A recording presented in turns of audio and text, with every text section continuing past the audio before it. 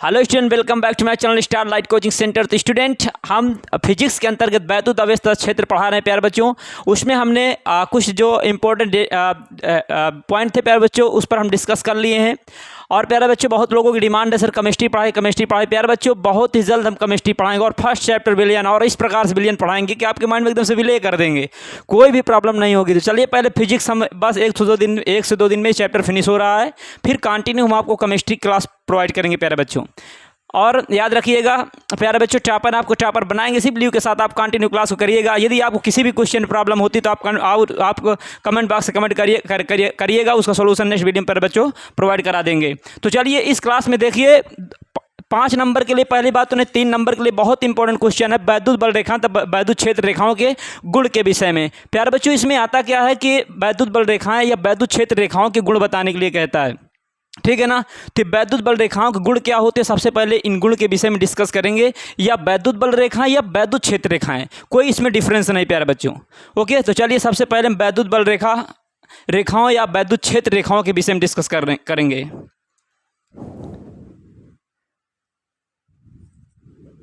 देखिए, वैद्युत या विद्युत कोई डिफरेंस नहीं है इसमें। वैद्युत बल रेखाओं, वैद्युत बल रेखाओं या वैद्युत क्षेत्र रेखाओं या वैद्युत क्षेत्र रेखाओं के गुण।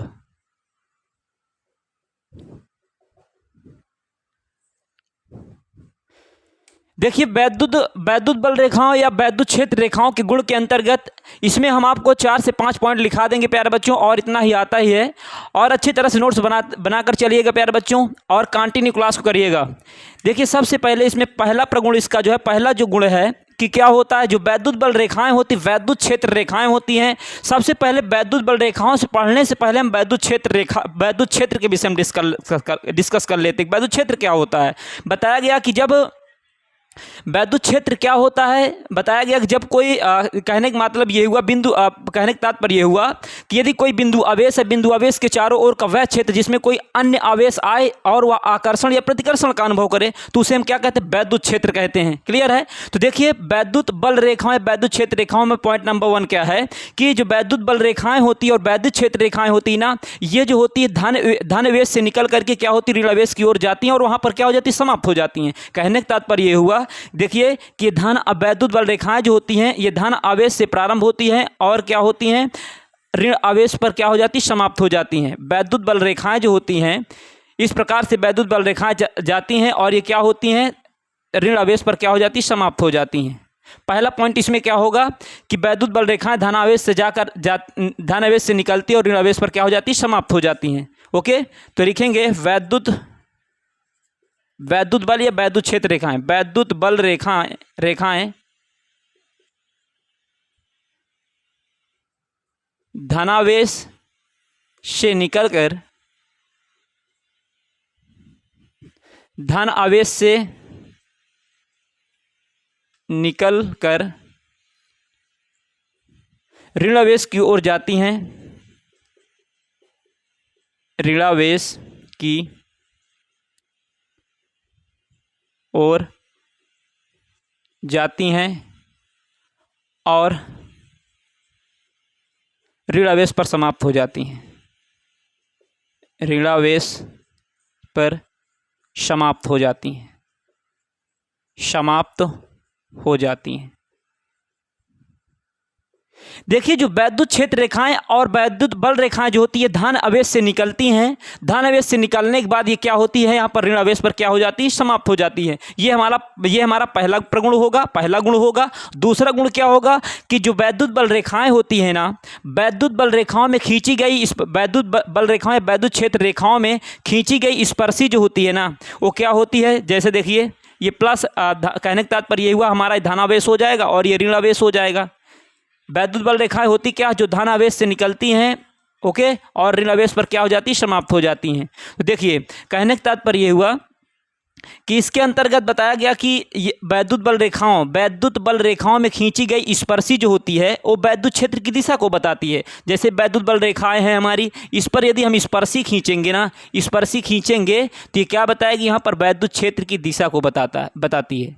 वैद्युत बल रेखाएं जो होती है वैद्युत क्षेत्र की क्या करती है, दिशा को बताती है। वैद्युत क्षेत्र क्या होती है, सदिश राशि होती है। वैद्युत क्षेत्र बराबर क्या है, एफ अपान क्या होता है, क्यों होता है, न्यूटन प्रति कूलम इसका मात्रक होता है और ये एक सदिश राशि होती है। तो इस प्रकार से कहने का तात्पर्य हुआ वैद्युत बल रेखाओं से खींची गई स्पर्शी वो वैद्युत क्षेत्र की दिशा को बताती है। ओके, तो क्या लिखेंगे, वैद्युत बल रेखाओं या वैद्युत बल रेखाओं से खींची गई स्पर्शी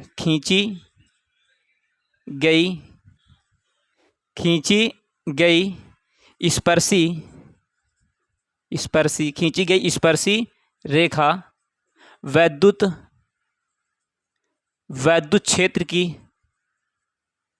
क्षेत्र की दिशा को बताती हैं, वैद्युत क्षेत्र की दिशा को बताती हैं।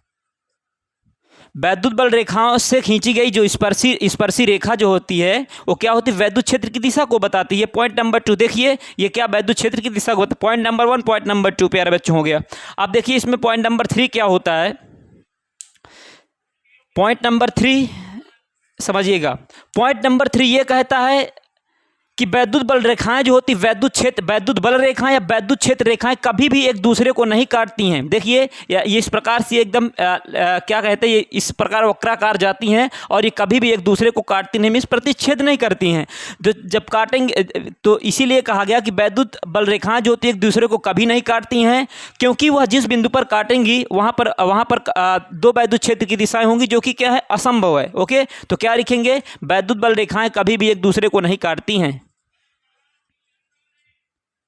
वैद्युत बल रेखाएं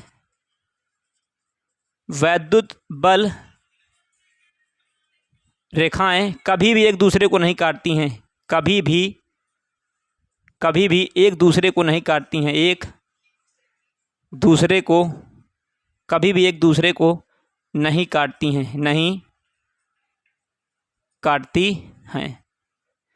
क्योंकि अब क्यों नहीं काटती वो भी समझ लीजिए।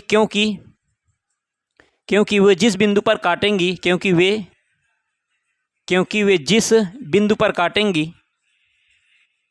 बिंदु पर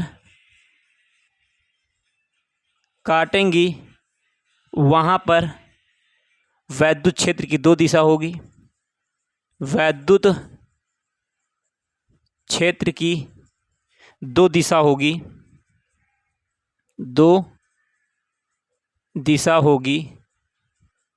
जो कि असंभव है, देखिए कहने का तात्पर्य हुआ जो वैद्युत बल रेखाएं होती कभी भी एक दूसरे को नहीं काटती हैं, क्योंकि वे जिस बिंदु पर काटेंगी वहां पर वैद्युत क्षेत्र की दो रेखाएं होंगी, वैद्युत क्षेत्र की दो दिशा होगी जो कि क्या है, संभव है। समझिएगा, देखिए इस फिगर को थोड़ा मैं रफ करता हूं, आप बना लीजिएगा। ये थर्ड वाले पॉइंट का फिगर, क्या फिगर है समझिएगा।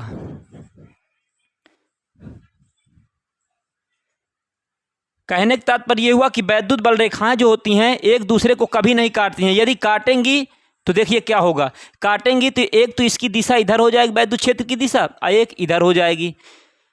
ओके, तो बताया क्या गया कि वैद्युत क्षेत्र रेखाएं कभी भी एक दूसरे को नहीं काटती हैं, क्योंकि यदि वे जिस बिंदु पर काटेंगे वहां पर वैद्युत क्षेत्र की दो दिशा होगी जो कि क्या है, संभव है। इसलिए इसकी देखिए दिशा क्या है, दो दिशा, एक तो हमारी ये दिशा है वैद्युत क्षेत्र की, एक हमारी ये है जो कि क्या है, असंभव। एक बिंदु पर वैद्युत क्षेत्र की दो दिशाएं नहीं हो सकती हैं। क्लियर, तो 3 पॉइंट प्यारे बच्चों हो गए हैं। अब देखिए हम इसके अंतर्गत अब चौथा पॉइंट आपको राइट करवा देते हैं। तो इस प्रकार से पहला पॉइंट हमारा क्या था, पहला पॉइंट यह है धनावेश से निकलती और ऋणावेश पर समाप्त हो जाती। दूसरा पॉइंट क्या था, वैद्युत बल रेखाओं से खींची गई स्पर्श रेखा जो होती है वैद्युत क्षेत्र की दिशा को बताती। तीसरा पॉइंट क्या है, वैद्युत बल रेखाएं कभी भी एक दूसरे को नहीं काटती, क्योंकि वह जिस बिंदु पर काटेंगे वहां पर वैद्युत क्षेत्र की दो दिशा हो जो कि क्या असंभव है। ओके, तो चलिए इसके बाद हम आपको इसमें फोर्थ पॉइंट लिखा देते, थर्ड तो हो ही गया। देखिए इसमें चौथा पॉइंट क्या है, वैद्युत बल रेखाएं जो होती हैं, वैद्युत बल रेखाएं खुला वक्र बनाती हैं। वैद्युत बल रेखाएं खुला वक्र बनाती हैं। क्या बनाती हैं? खुला वक्र बनाती हैं। वैद्युत बल रेखाएं खुला वक्र बनाती हैं। अब तथा चुंबकीय क्षेत्र रेखाएं बंद वक्र, चुंबकीय क्षेत्र रेखाएं बंद वक्र बनाती हैं, बंद वक्र बनाती हैं। अब समझिएगा, फिगर समझिए, फिगर ज़्यादा समझ में आएगा। ये हमारा प्लस हो गया, प्लस आवेश, ये मीन्स धनावेश या ऋण आवेश means positive charge negative charge. Okay, इससे ये वैद्युत बल रेखाएं, वैद्युत क्षेत्र रेखाएं निकल गई। अब निकली तो हैं, लेकिन कहा क्या गया था, वैद्युत बल रेखाएं खुला वक्र नहीं बनाती हैं। देखिए ये धनावेश से जाएगी, खुला वक्र बनाती हैं, ठीक है ना। वैद्युत बल रेखाएं क्या बनाती हैं? वैद्युत बल रेखाएं खुला वक्र बनाती हैं, जबकि चुंबकीय क्षेत्र रेखाएं वो खुला वक्र नहीं बनाती हैं। जबकि तथा चुंबकीय क्षेत्र रेखाएं बंद वक्र बनाती हैं, मीन्स खुला वक्र नहीं बनाती, दूसरे शब्दों में कह सकते हैं। देखिए क्या होगा, मीन्स ये धनावेश से गई और ऋण आवेश पर समाप्त हो गई, मतलब ये खुला वक्र है। लेकिन यदि यहीं पर क्या हो जाए, समझिएगा, प्लस आवेश माइनस आवेश, इस प्रकार से वैद्युत बल रेखाएं हो गई। इसके बाद देखिए इसमें क्या होगा, यहाँ पर उसमें क्या होता है, यन होता है, क्या होता है, यन होता है इधर, और यहाँ पर क्या होता है, यस। फिर क्या होता है, यस से क्या होती है, यन की तरफ ऐसे आती हैं। तो इस प्रकार से ये इधर गई, ये इधर गई, फिर और ये इसमें से फिर इधर आती हैं। तो इस प्रकार से क्या होता है, ये हमारा एक बंद वक्र बन जाता है। जबकि वैद्युत बल रेखाएं क्या बनाती, खुला वक्र बनाती हैं। तो आई होप, मैं आशा करता हूँ प्यारे बच्चों, वैद्युत बल रेखाओं से वैद्युत क्षेत्र रेखाओं के गुण के अंतर्गत आपको 4 गुण बताए गए हैं। ये अच्छी तरह समझ में आया होगा प्यारे बच्चों। पहली बात, 3 गुण लिखने के लिए आता है, आपको मैं 4 बता दिया हूँ। ओके, तो आई होप, मैं आशा करता हूं ये आपको अच्छी तरह से समझ में आया होगा प्यारे बच्चों। और 3 नंबर के लिए वेरी वेरी मोस्ट इंपॉर्टेंट आपके लिए, आपके बोर्ड एग्जाम के लिए, बोर्ड एग्जाम या हाफ ईयरली एग्जाम भी कह सकते हैं, ईयरली के लिए, दोनों के लिए क्या है, वेरी वेरी मोस्ट इंपॉर्टेंट है। तो चलिए प्यारे बच्चों, इसका स्क्रीनशॉट ले लीजिएगा और अच्छी तरह से नोट्स बनाते हुए चलिएगा। अब हम इसमें आपको बताएंगे वैद्युत द्विध्रुव एक होता है। क्या होता है वैद्युत द्विध्रुव?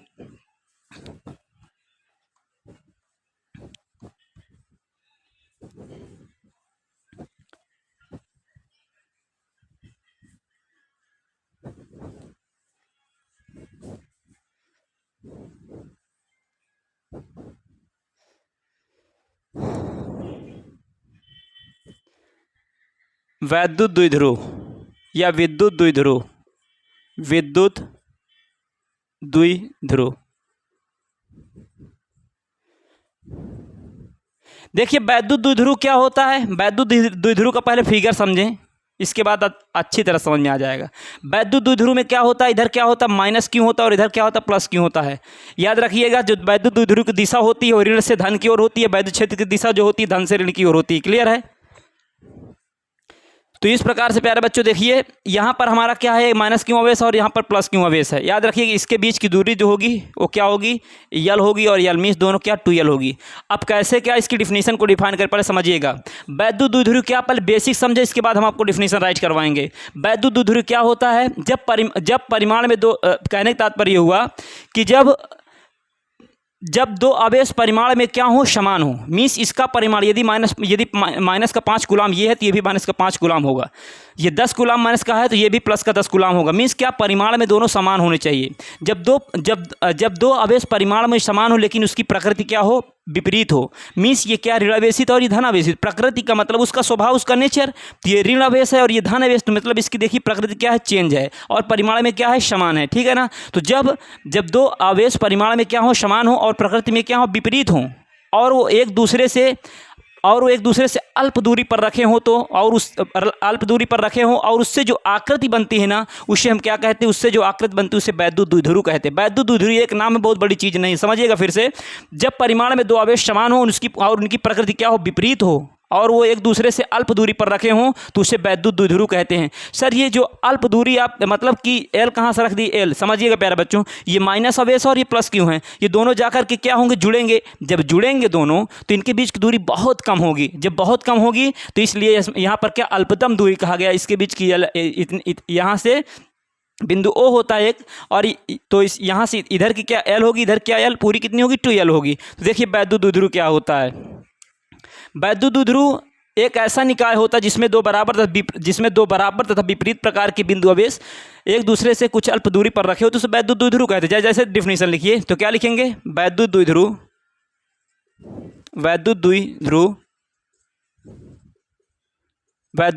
एक ऐसा निकाय होता है, वैद्युत द्विध्रुव एक ऐसा निकाय होता है, वैद्युत द्विध्रुव एक ऐसा निकाय होता है, वैद्युत द्विध्रुव क्या होता है, एक ऐसा निकाय होता है जिसमें दो बराबर तथा विपरीत प्रकार के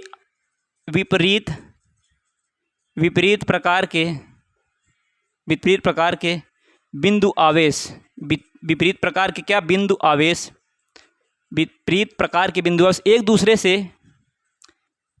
आवेश एक दूसरे से कुछ अल्प दूरी पर रखे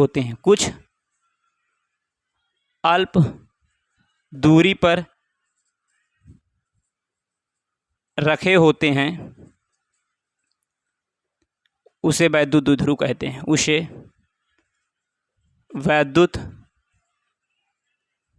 द्विध्रुव कहते हैं, देखिए वैद्युत द्विध्रुव एक ऐसा निकाय होता है, एक ऐसी संरचना होती है। वैद्युत द्विध्रुव एक ऐसा निकाय होता है जिसमें दो बराबर देखो परिमाण में बराबर होंगे लेकिन प्रकृति में क्या होंगे, विपरीत होंगे। तो इसीलिए कहा गया वैद्युत द्विध्रुव एक ऐसा निकाय होता है जिसमें दो बराबर तथा विपरीत प्रकार के बिंदु आवेश, विपरीत धन और ऋण विपरीत है, ठीक है, उल्टा मतलब अपोजिट होता है। विपरीत प्रकार के बिंदु आवेश से एक दूसरे से कुछ अल्प दूरी पर रखे होते हैं, उसे वैद्युत द्विध्रुव कहते हैं। देखिए अल्प दूरी क्या है, LL मीन्स 2L हो जाएगी। ओके, तो इस प्रकार से प्यारे बच्चों ये वैद्युत द्विध्रुव की डिफिनीशन हो गई है। आई होप, मैं आशा करता हूँ अच्छी तरह से ये आपको समझ में आया होगा। अब इसी श्रृंखला में एक आता वैद्युत द्विध्रुव आघूर्ण आता है। क्या आता, वैद्युत द्विध्रुव आघूर्ण। ये आपके बोर्ड एग्जाम के लिए बहुत इंपॉर्टेंट है ये भी प्यारे बच्चों। वैद्युत द्विध्रुव आघूर्ण। देखिए वैद्युत द्विध्रुव आघूर्ण क्या होता है, समझिएगा। पहले इसका फिगर क्या है, ये वैद्युत द्विध्रुव आघूर्ण ही तो है। वैद्युत द्विध्रुव माइनस क्यों, और ये क्या होगा, प्लस क्यों होगा। इसकी दिशा याद रखिए प्यारे बच्चों, माइनस से प्लस की ओर। वैद्युत द्विध्रुव की जो दिशा होती है वो माइनस से प्लस की ओर होती है, ठीक है ना। तो ये वैद्युत द्विध्रुव और इसके बीच की दूरी क्या है, L और L। क्लियर है। तो वैद्युत द्विध्रुव आघूर्ण क्या होता है, तो देखिए क्या लिखेंगे डिफिनीशन क्या, वैद्युत द्विध्रुव क्या होता है। वैद्युत द्विध्रुव में किसी एक बिंदु आवेश लिखेंगे, वैद्युत द्विध्रुव में किसी एक बिंदु आवेश वैद्युत द्विध्रुव में किसी एक बिंदु आवेश तथा दोनों बिंदु आवेशों के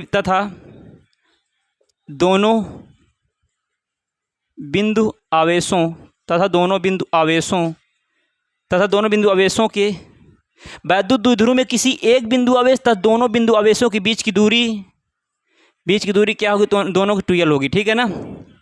तो वैद्युत द्विध्रुव में किसी एक बिंदु आवेश तथा दोनों बिंदु आवेशों के बीच की दूरी